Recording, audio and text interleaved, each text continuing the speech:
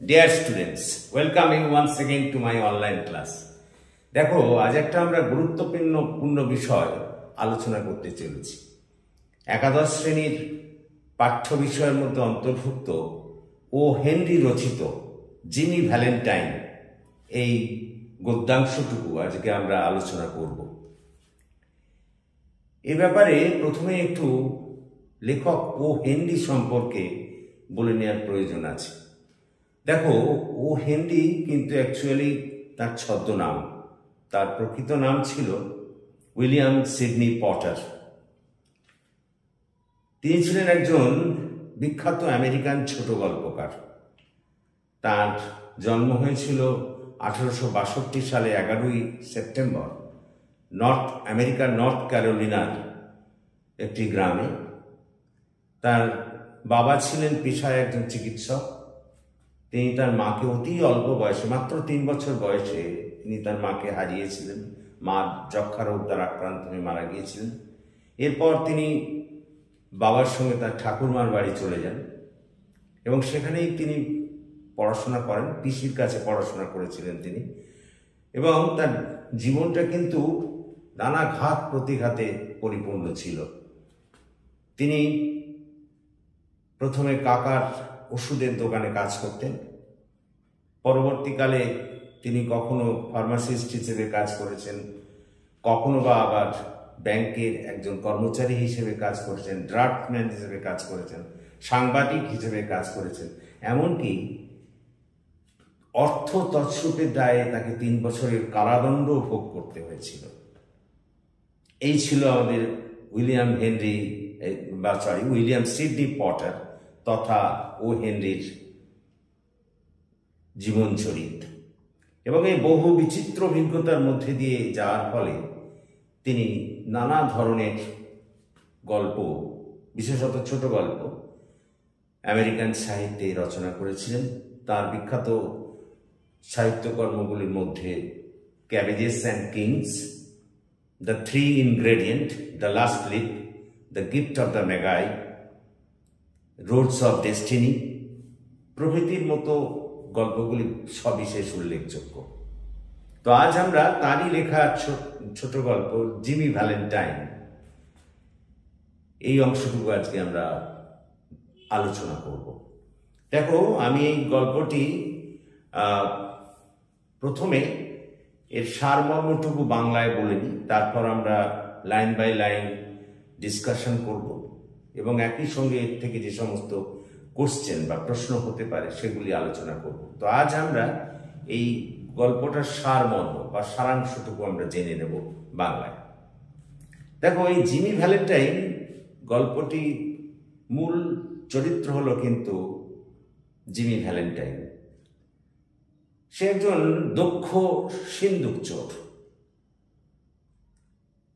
এবং গল্পটা শুরু হচ্ছে সেখানে আমরা দেখি যে তার ওই কুকর্মের জন্যে 10 মাসের জেল হয়ে গিয়েছে এবং যেদিন তার জেল থেকে মুক্তি পাওয়ার কথা তার আগের দিন তাকে ওই কারাধ্যক্ষ তার অফিসে ডেকে পাঠিয়েছেন এবং রাজ্যপালের মার্জনাপত্র তার হাতে তুলে দেওয়া হচ্ছে এবং বলা হচ্ছে যে তার পরের দিন তার জেল জীবন থেকে সে মুক্তি লাভ করবে।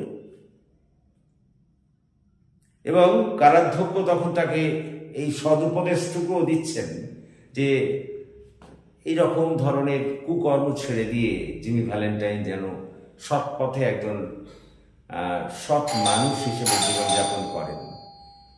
এটুকু তিনি তার এই জিমি ভ্যালেন্টাইনকে এই উপদেশটুকু দিচ্ছেন বা পরামর্শ দিচ্ছেন।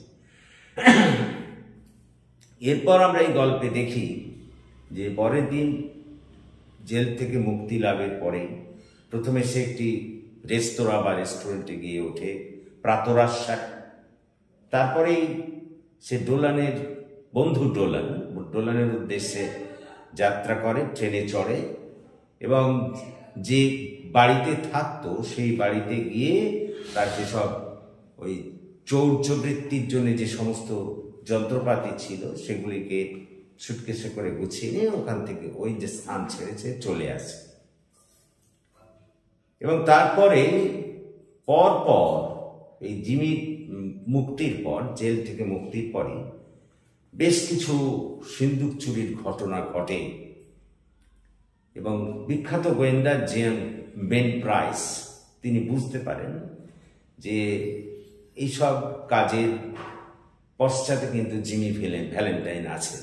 কারণ যে সমস্ত চুরির ঘটনা ঘটেছে সেখানে যা নিদর্শন পাওয়া গিয়েছে তাতে জিমি ভ্যালেন্টাইনের চৌর্যবৃত্তির স্বাক্ষর পাওয়া যায় বা প্রমাণ পাওয়া যায়। তো যাই হোক, এরপর জিমি ভ্যালেন্টাইন একেবারে চলে যান ওখান থেকে, মানে ওই স্থান ত্যাগ করে তিনি চলে আসেন এলমোর বলে একটি ছোট্ট শহরে। এবং এই এলমোর ছোট শহরে আসার পর আমরা দেখি যে জনৈক ব্যাংক অফিসারের সুন্দরী কন্যা অ্যানাবেলের প্রেমে সে পড়ে যায়। অ্যানাবেলের প্রেমে পড়ে যায় এবং সে ঠিক করে সে আর এই চৌর্যবৃত্তিতে লিপ্ত হবে না, চুরি আর করবে না, ছেড়ে দেবে। এবং ওইখানে সে একটা জুতোর দোকান পর্যন্ত সে দেয় এবং বছরখানেক সেখানে ব্যবসা করে বেশ সুনাম অর্জন করে এবং ঠিক করে ফেলে যে সে অ্যানাবেলকে বিয়ে করে সৎ জীবনযাপন করবে। এবং তখন সে একটা নতুন নাম গ্রহণ করে, র্যালফ স্পেন্সার। সেই সময় সে ঠিক করে যে তার যেসব ওই যন্ত্রপাতিগুলো ছিল সেগুলো সে কিন্তু ফিরিয়ে দেবে, মানে তার এক বন্ধুকে দিয়ে দেবে। সেই জন্য বন্ধুর সঙ্গে যোগাযোগও করে এবং তার সঙ্গে সাক্ষাৎ করার জন্য সে তৈরি হয়। ইন দ্য মিন টাইম আমরা দেখি বেন প্রাইস ওই আমাদের জিমি ভ্যালেন্টাইনের খোঁজে ওই এলমোরে এসে পৌঁছায় এবং নানা তথ্য সংগ্রহ করে এবং জানতে পারে যে ব্যাংক কর্মচারীর সুন্দরী কন্যা অ্যানাবেলকে সে বিবাহ করতে চলেছে। এইসব তথ্য সে ওখান থেকে সংগ্রহ করে এবং আমরা পরে দেখি যে জিমি ভ্যালেন্টাইন তার ওই সব চুরির জিনিসপত্র, মানে চুরি করার যে যন্ত্রপাতি, সেই সুটকেসটি তার বন্ধুকে দেওয়ার জন্য ওই শহর ছাড়ার জন্য তৈরি হয়। তো সে জিমি ভ্যালেন্টাইন যেদিন ওই শহর ছেড়ে যাবে সেই দিন সে তার প্রেমিকা অ্যানাবেল এবং তার দিদি ও তার 2 ছেলেকে নিয়ে তার হবু শ্বশুরমশাইয়ের ব্যাংকে আসে এবং সেই ব্যাংকে আসার সময় অ্যাডামস, অর্থাৎ ওই অ্যানাবেলের বাবা, সে তাদের একটা সিন্দুক দেখায়। সেই সিন্দুকটা নতুন এসেছে, তাকে এখনো কার্যকর করা হয়নি। তো সেখানে সেই সিন্দুকটাকে দেখায়। সেই সিন্দুকের কাছে খেলাধুলোর সময় তার দিদির 2 মেয়ে, ছোট মেয়ে, বাচ্চা মেয়ে, তার মধ্যে বড় মেয়েটি ছোট মেয়েকে ওই সিন্দুকের ভিতরে ঢুকিয়ে লক করে দেয়, মানে লক পড়ে যায় আর কি। তখন তো ওটা কার্যকর করা যায়নি, তার ফলে লক খোলা যাচ্ছে না, অথচ ভেতরে ছোট মেয়েটি আছে। ফলে অক্সিজেনের অভাবে সে চিৎকার চেঁচামেচি করছে, একটা হুলুস কাণ্ড পড়ে গেছে। তখন অ্যানাবেল জিমিকে বলে যে করে হোক আমাদের ওই মেয়েকে মানে বাঁচাও, অর্থাৎ দিদির ওই মেয়েকে বাঁচাও।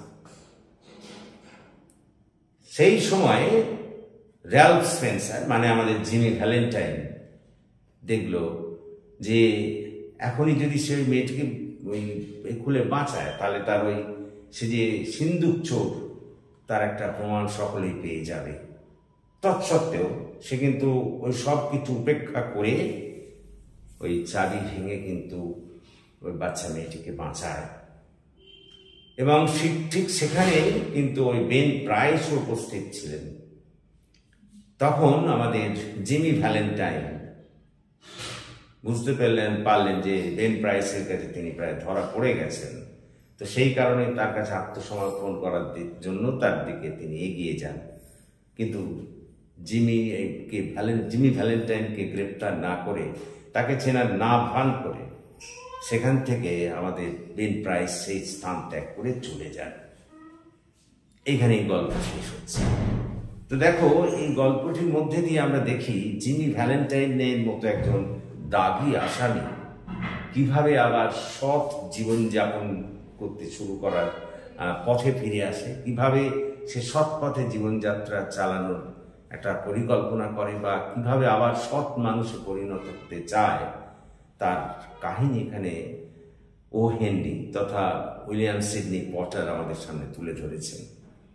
তো দেখো, এই হলো আমাদের গল্প বা কাহিনী। এখান থেকে যেসব প্রশ্নগুলো আসে সেই প্রশ্নগুলোর মধ্যে আমরা বলি যে জিমি ভ্যালেন্টাইনের ক্যারেক্টার তো লিখতেই দিতে পারে। এছাড়াও ওই যে যখন ওই ছোট মেয়েটি ওই আলমারির মধ্যে সিন্দুকের মধ্যে আটকে গিয়েছে, তাকে খোলা যাচ্ছে না, সেই পরিস্থিতির ওপরেও কিন্তু একটা প্রশ্ন হতে পারে। বা কেন জিমি ভ্যালেন্টাইন আবার তার ওই এতদিনের পেশা ছেড়ে সৎ পেশায় বা সততার সঙ্গে জীবনযাপনে প্রবৃত্ত হলো, সে বিষয়েও সব প্রশ্ন হতে পারে। তো আমরা এর পরের দিন লাইন বাই লাইন এটার এক্সপ্লেনেশন করব এবং ওই সব প্রশ্নগুলো এক এক করে লেখাতে থাকবো। আজকে তোমরা এই যে গল্পটা বললাম এটা একটু স্মরণ করার চেষ্টা করো, কারণ গল্পটা না জানলে, গল্পটা না মনে রাখতে পারলে কিন্তু কিছুতেই তোমরা প্রশ্ন লিখতে পারবে না। সুতরাং that's all for this day. তোমাদের কাছে আবারও বলার আমার যে তোমরা আমার এই চ্যানেলটিকে সাবস্ক্রাইব করো, বন্ধুদের মধ্যে আমার এইগুলিকে শেয়ার করো, আমার পাশে থাকো, আমার এই চ্যানেলটিকে গ্রো করতে তোমরা সাহায্য করো। আমার মনে হয় যে যদি আমরা এইভাবে এগিয়ে যেতে পারি তাহলে তোমরা উপকৃত হবে। So thank you for watching and listening. Please comment, share and subscribe my channel.